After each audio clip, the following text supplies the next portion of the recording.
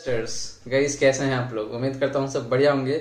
So guys आज मैं बहुत ही खुश हूँ और इस खुशी के पीछे जो रीजन है वो है कि हमारा जो इन्वेस्टर प्राइड चैनल है इसका जो मेंबर है वो 1000 को क्रॉस कर चुका है। ठीक है, तो गाइस ये 1000 जो हुआ है ये सबके पीछे आप लोगों का हाथ है, आपका सपोर्ट है, जिसकी वजह से आज ये चैनल 1000 के ऊपर जा चुका है सब्सक्राइबर बेस। ठीक है, so guys thank you so much for supporting अभी तक, और मैं आशा करता हूँ आप लोग आगे भी सपोर्ट करते रहेंगे। ठीक है, तो गाइस ये पहला माइलस्टोन है हमारे चैनल का जो हमने अचीव किया है, और फर्दर गोइंग फॉरवर्ड जितने भी माइलस्टोन है वो सारे अचीव करते रहेंगे। ठीक है गाइस, समय के साथ साथ सारा कुछ होगा। So again thank you so much, आप लोगों का इतना सारा सपोर्ट अभी तक मिला है गाइस। 1000 सब्सक्राइबर है इस चैनल पे, या फिर कह लीजिए 1100 के आसपास हो चुका है अब, लेकिन अभी जो व्यूज देखेंगे हमारे वीडियो का वो मोटा मोटी 1000 के आसपास ही है। मतलब देखें तो हमारे सारे एक्टिव सब्सक्राइबर है। तो thank you so much for giving your support to our channel. तो गाइस आज की इस वीडियो में हम लोग जो बात करने वाले हैं अब वो है आपका 2 large cap and mid cap category के जो म्यूचुअल फंड है उसके ऊपर बात करेंगे। गाइस एक चीज और मैं बता दूं कि ये चैनल आपका है।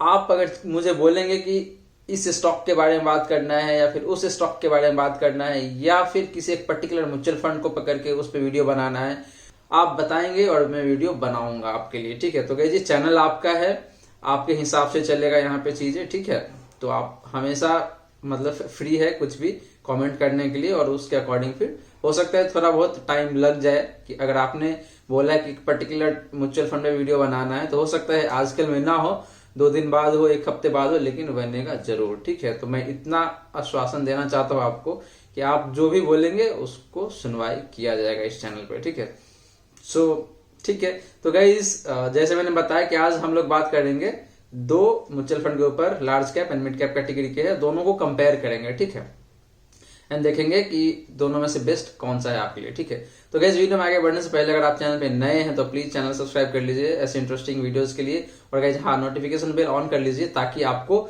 बराबर टाइम पे नोटिफिकेशन मिलता रहे, ताकि एक भी वीडियो आपको मिस नहीं होगा। ठीक है, सो गाइस चलिए बात करते हैं दोनों म्यूचुअल फंड के बारे में। ठीक है, तो गाइस मैं नाम बता दूं दोनों म्यूचुअल फंड का। पहला है आपका Mir asset emerging blue chip fund और दूसरा है आपका axis growth opportunity fund. Guys दोनों ही हाई रिटर्न्स म्यूचुअल फंड है, काफी बेहतर म्यूचुअल फंड है। ठीक है, अब देखते हैं इस दोनों में बेस्ट कौन सा है आपके लिए। ठीक है, तो गाइस कंपैरिजन के लिए हमने डिफरेंट पैरामीटर यूज किया है। तो पहला पैरामीटर जो यूज करेंगे वो होगा आपका हिस्टोरिकल परफॉर्मेंस, मतलब पास्ट में कितना अच्छा परफॉर्म किया है दोनों ही फंड ने। ठीक है, पहला देखेंगे लमसम इन्वेस्टमेंट में एंड देन देखेंगे एसआईपी के टर्म में कितना अच्छा परफॉर्मेंस दिया है। ठीक है, तो बात करेंगे इस last 1 year, 3 year and since inception का, मतलब तीन कैटेगरी में लेंगे परफॉर्मेंस।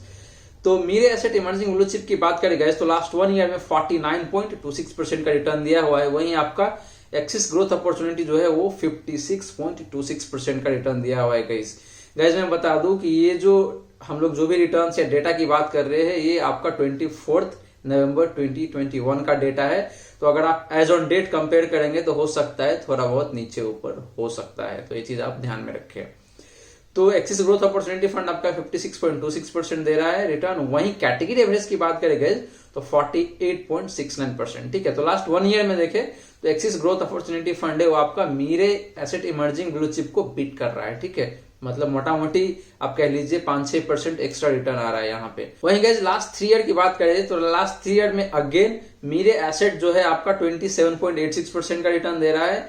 वहीं आपका एक्सिस ग्रोथ अपॉर्चुनिटी फंड है वो 30.38% का, एंड कैटेगरी एवरेज की बात करें गाइस तो 22.37%। ठीक है, तो अगेन यहाँ पे आपका एक्सिस ग्रोथ अपॉर्चुनिटी फंड है वो बेहतर परफॉर्म कर रहा है in last 3 year as well. ठीक है, और बात करें सिंस इंसेप्शन का गाइस, तो सिंस इंसेप्शन की बात करें तो Mirae asset emerging blue chip है वो 25.56%, एक्सिस ग्रोथ अपॉर्चुनिटी फंड है वो आपका 29.85%, एंड कैटेगरी एवरेज की बात करें गाइस तो मोटा मोटी 21% का रिटर्न दे रहा है। ठीक है, तो गाइस यहाँ again axis growth opportunity fund है वो काफी बेहतर परफॉर्म कर रहा है। तो गाइस यहाँ पे आपको एक चीज और ध्यान में रखना चाहिए कि एक्सिस ग्रोथ अपॉर्चुनिटी फंड जो है वो कंपैरेटिवली नया फंड है, मतलब ये 2018 में स्टार्ट ही हुआ था, तो मोटा मोटी 3-3.5 साल पुराना फंड है। वहीं मीरे एसेट हो वो काफी पुराना फंड है। ठीक है, तो सिंस इंसेप्शन देखे तो मीरे एसेट का भी खराब रिटर्न नहीं है, 25.5% कह लीजिए, ये काफी बेहतर परफॉर्मेंस है अगर हम इसका सिंस इंसेप्शन से देखें तो। और आपका एक्सिस ग्रोथ अपॉर्चुनिटी फंड है वो 29.85% है, ठीक है। तो गाइस इसका लास्ट 3 ईयर कह लीजिए या फिर सिंस इंसेप्शन कह लीजिए, मोटा मोटी सिमिलर ही है, क्योंकि ये 3 साल पहले स्टार्ट ही हुआ था, 3-3.5 साल पहले।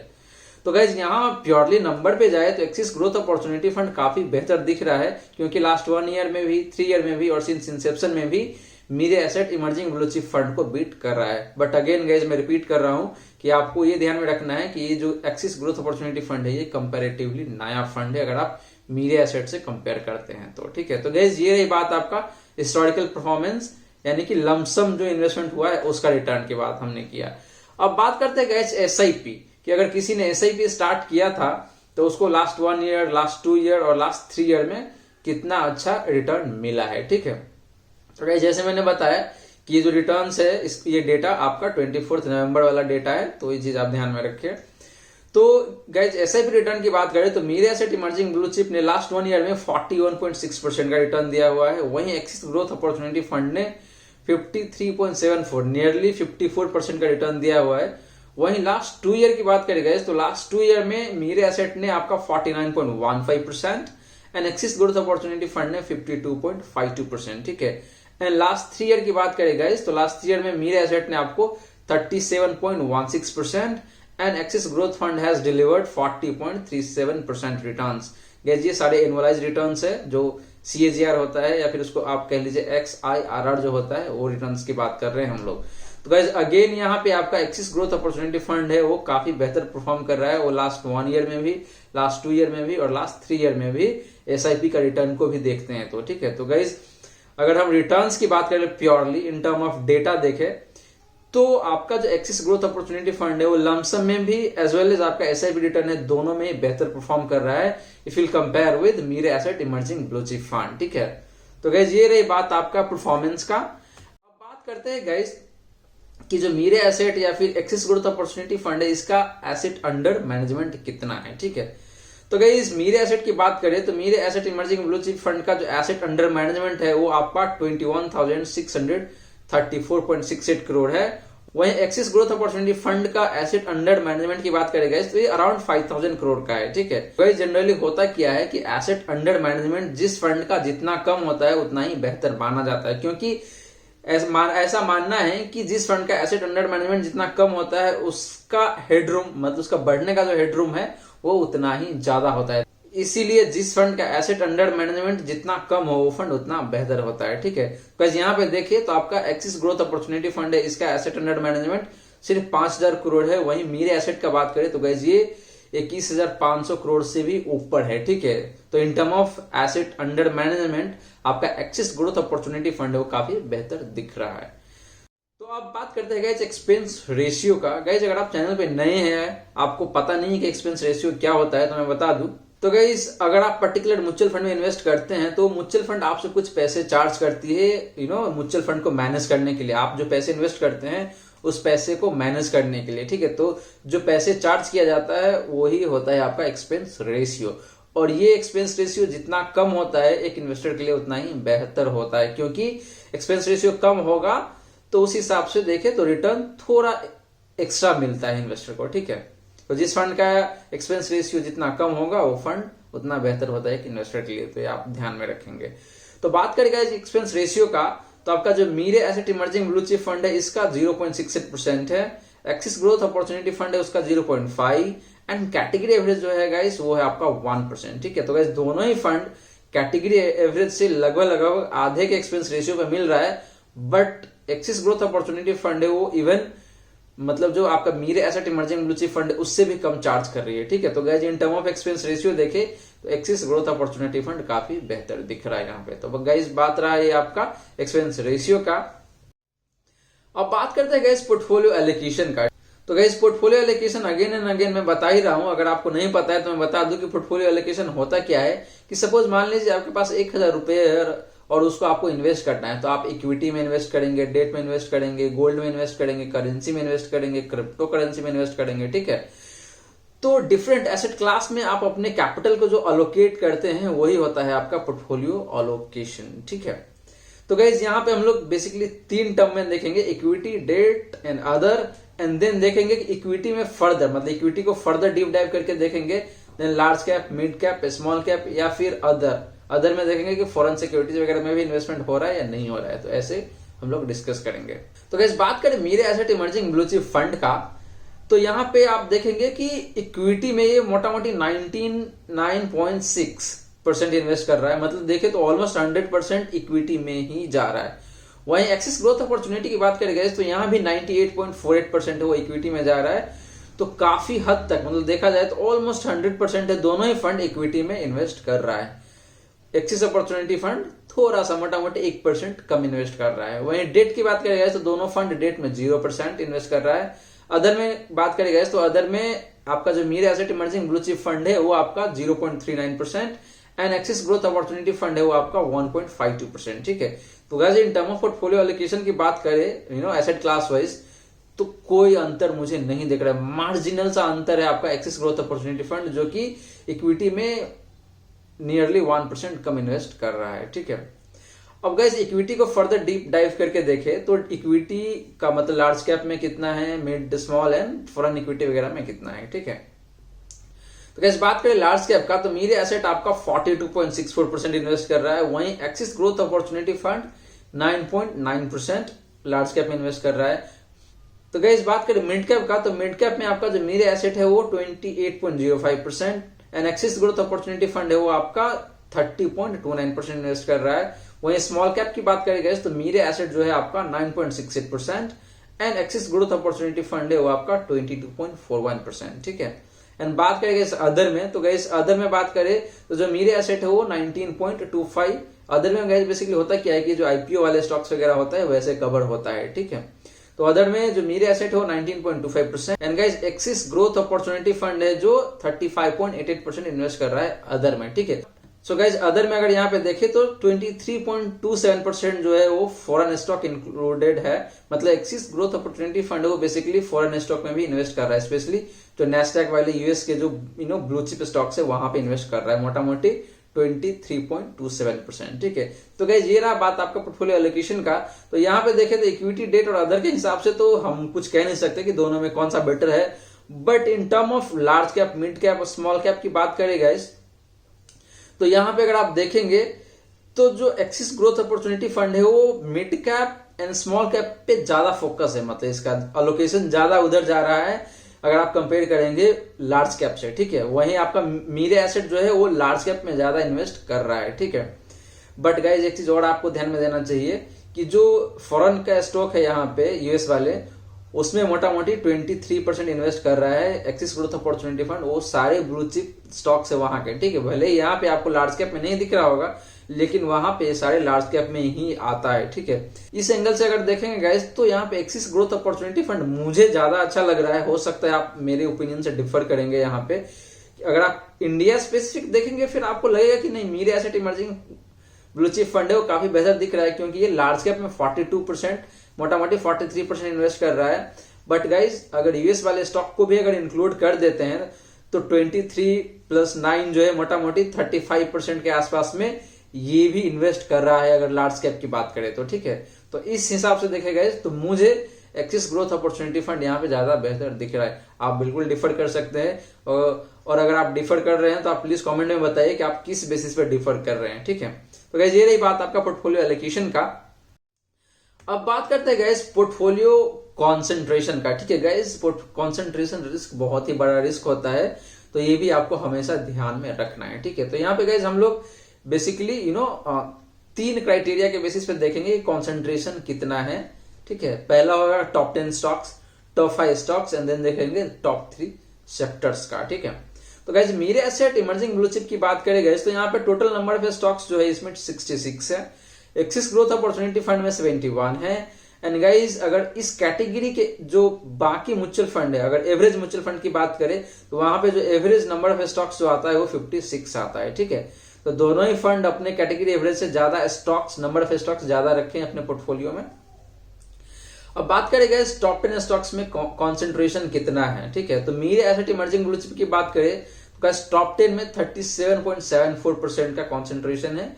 वहीं एक्सिस ग्रोथ अपॉर्चुनिटी की बात करें गाइस तो 49.98, मतलब 50% ऑलमोस्ट कह लीजिए टॉप 10 में कॉन्सेंट्रेशन है इसका। वहीं कैटेगरी एवरेज की बात करेगा तो मोटा मोटी 41% का कॉन्सेंट्रेशन है। वहीं टॉप 5 की बात करेगा तो मीरे एसेट आपका 24.1% कॉन्सेंट्रेशन है टॉप 5 में। एक्सिस ग्रोथ अपॉर्चुनिटी फंड की बात करेगा तो 30.42% एंड कैटेगरी एवरेज की बात करें तो 25.72% का कॉन्सेंट्रेशन है।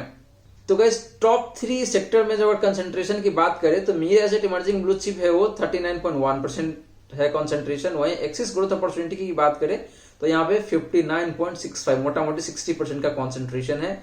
वहीं कैटेगरी एवरेज की बात करें तो ये 37.32% का कॉन्सेंट्रेशन है। गाइस मीरे एसेट जो है वो टोटल 15 सेक्टर से वहां पे इन्वेस्ट कर रहा है। आउट ऑफ 15 सेक्टर्स अगर देखे तो टॉप 3 मतलब पहला 3 सेक्टर है जिसमें ये 39% इन्वेस्ट कर रहा है।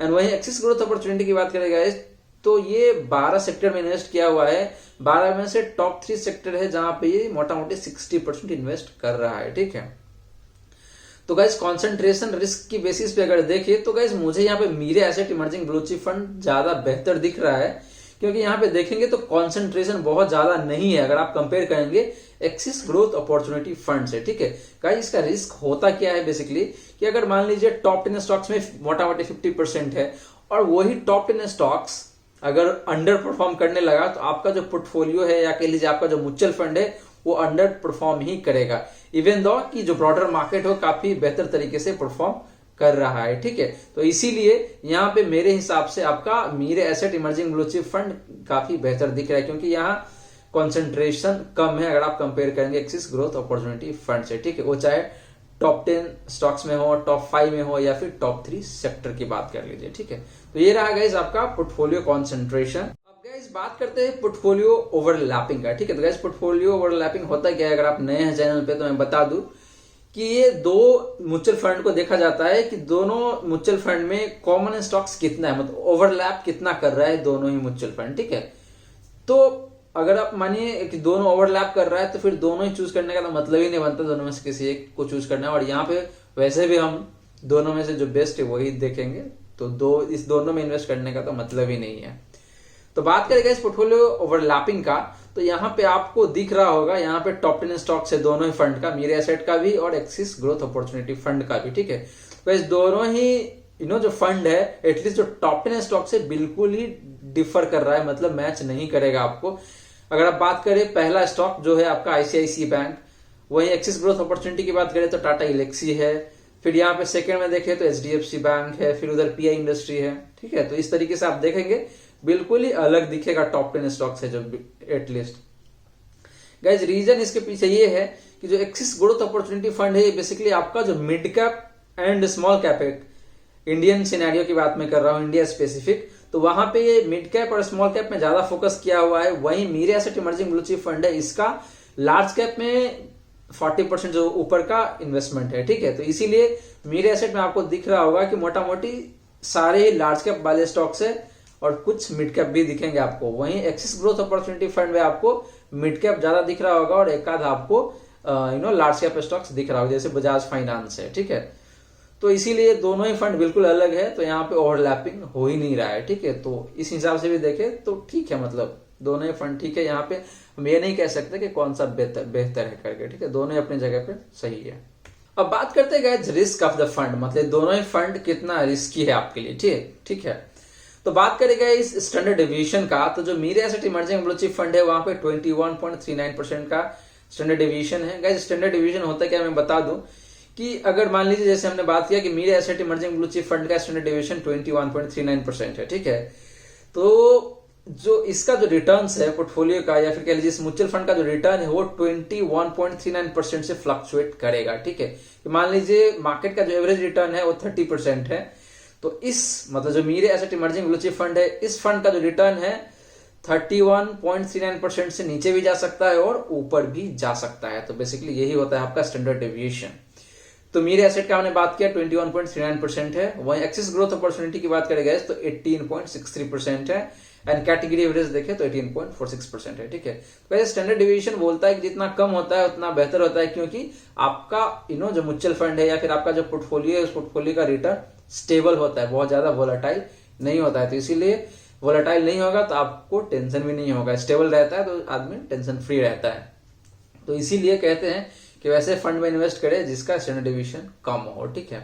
तो यहाँ पे देखिए तो एक्सिस ग्रोथ अपॉर्चुनिटी फंड का जो स्टैंडर्ड डिविएशन है वो कम है आपका मीरे एसेट से। वहीं बीटा की बात करेंगे तो बीटा अगेन आपका पोर्टफोलियो का रिटर्न्स का जो वोलाटिलिटी है उसी को रिप्रेजेंट करता है। तो ये भी जितना कम होता है उतना बेहतर माना जाता है। तो मीरे एसेट की बात करें तो ये 0.93 है, वहीं एक्सिस ग्रोथ अपॉर्चुनिटी फंड का 0.77 एंड कैटेगरी एवरेज आपका 0.81। तो अगेन गाइज यहाँ पे एक्सिस ग्रोथ अपॉर्चुनिटी फंड है उसका बीटा कम है तो ये बेहतर है। शार्प रेशियो, जेनसेन अल्फा और ट्रेनर रेशियो, गाइज ये तीनों ही रेशियो जितना ज्यादा होता है उतना बेहतर माना जाता है, ठीक है। तो बात करें Mirae asset emerging blue chip fund का शार्प रेशियो का, तो ये आपका 1.05, वहीं एक्सिस ग्रोथ अपॉर्चुनिटी फंड का 1.25 है एंड कैटेगरी एवरेज 0.7 है, ठीक है। तो इस दोनों ही फंड अपने कैटेगरी एवरेज से बेहतर कर रहा है, मतलब जो रिस्क एडजस्टेड रिटर्न है वो बेहतर दे रहा है। But Axis growth opportunity fund की बात करें तो ये इसका शार्प रेशियो 1.25 है जो कि मीरे एसेट से ज्यादा है, ठीक है। तो इसीलिए शार्प रेशियो के बेसिस पे देखें तो एक्सिस ग्रोथ अपॉर्चुनिटी फंड आपका बेहतर दिख रहा है।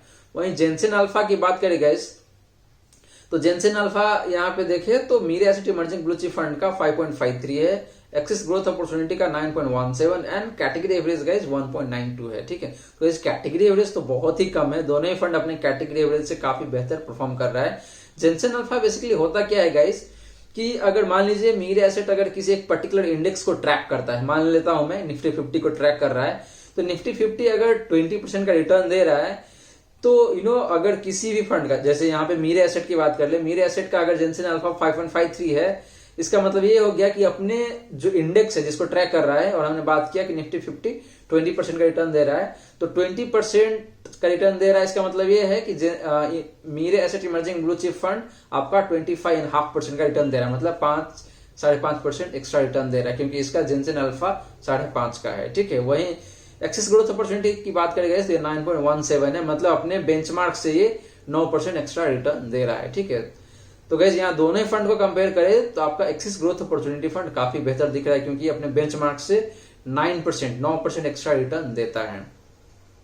वहीं ट्रेनर रेशियो की बात करें गाइस तो ट्रेनर रेशियो बेसिकली ये दिखाता है कि आपने per unit of extra risk कितना एक्स्ट्रा रिटर्न कमाया है, ठीक है।